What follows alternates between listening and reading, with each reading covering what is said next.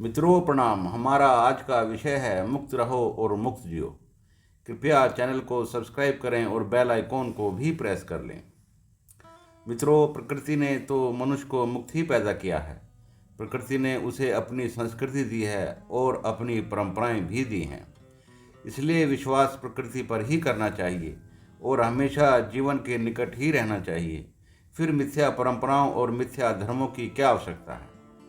अध्यात्म मनुष्य को जीवन की खोज करना सिखाता है, वह किसी परंपरा या संप्रदाय की खोज करना नहीं सिखाता।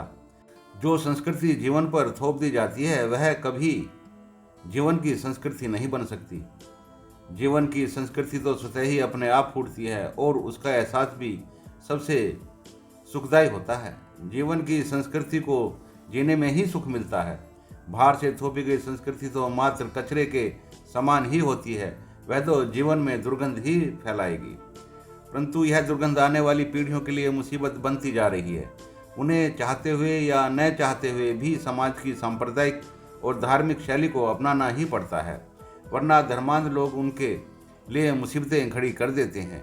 मनुष्य का यह दुर्भाग्य है कि वह ज्ञान पाने के चक्कर में इतना ज्ञानी हो गया है कि जीवन की मूल संस्कृति को ही कुचलता जा रहा है। मानव समाज इतना अधिक खंडित और बटा हुआ है कि समाज की जटिलताएं बढ़ गई हैं। जीवन को समझने के प्रयास में मनुष्य ने कुछ ऐसा ज्ञान पैदा कर लिया है कि जो जीवन के लिए ही मुसीबत बनता जा रहा है। प्रकृति ने तो जीवन को अपने एहसास दिए हैं और जीवन को आगे बढ़ाने के नियम भी दिए हैं। कोई भी व्यक्ति जीवन की प्राकृतिक संस्कृति से बाहर जाकर के जी नहीं सकता। इसलिए व्यक्ति और समाज पर नए नए सिद्धांतों को गढ़ने की कोई जरूरत नहीं होती। मूल रूप से तो प्रत्येक मनुष्य एक ही होता है, परंतु बंटवारा उसके लिए मुसीबत बनता जा रहा है, और बंटवारा भी ऐसा कि जो एक दूसरे के लिए खतरा बन गया है। धर्म के और संप्रदाय के नाम पर बंटना जीवन के लिए विनाशकारी ही है। धर्म कोई भी हो, संप्रदाय कोई भी हो, मनुष्य करता वही है जो उसके जीवन की जरूरत होती है। वह केवल अपनी महत्वाकांक्षाओं के लिए, अपने क्षेत्र को बढ़ाने के लिए धर्मों और संप्रदायों का सहारा लेता है। मनुष्य का अहंकार मनुष्य के लिए अति घातक सिद्ध हो रहा है।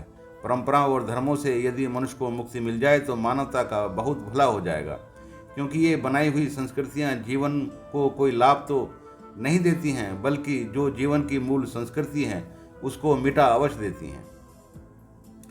समाज की जटिलताओं, परंपराओं और धर्मों के सिद्धांतों ने व्यक्ति को अपने आप से बहुत दूर कर दिया है। जब तक मनुष्य जीवन के निकट नहीं रहेगा तब तक वह जीवन को समझ भी नहीं पाएगा।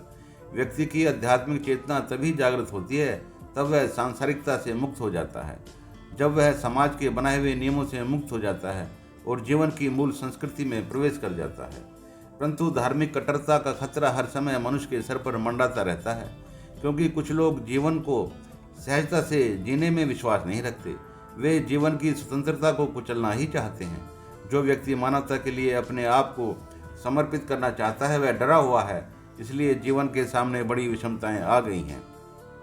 मित्रों, जीवन तो प्रकृति में ही है और प्रकृति का ही है। जीवन तो अपने सिवा किसी और दूसरी आस्था में विश्वास नहीं रखता, परंतु जीवन की आस्था हमेशा पीछे रह जाती है और विषमताएं आगे आ जाती हैं। आस्थाओं के नाम पर जो खिलवाड़ जीवन पर हो रहा है वह बड़ा दुर्भाग्यशाली है। अब समस्या यह है कि आने वाली पीढ़ियों को इन बर्बर कुरीतियों से कैसे बचाया जाएगा।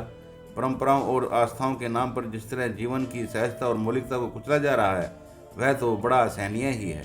धन्यवाद।